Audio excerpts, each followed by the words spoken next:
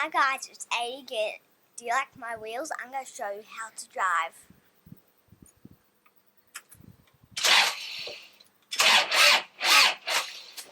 Oh no, my car won't start. I guess I'll have to take my bike.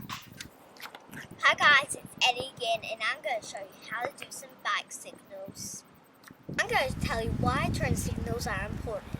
Because if there's a lot of people around and you're on the road riding your bike and you're not looking, it's good if you do a turn signal and you look, because a car might crash into you if you don't. So yeah, that's why turn signals are important.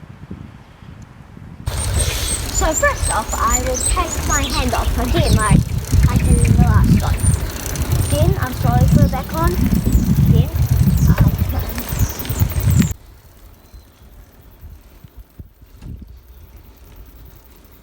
And that's your turn signals. Make sure to like and subscribe. Bye! Stay in your bubble, New Zealand.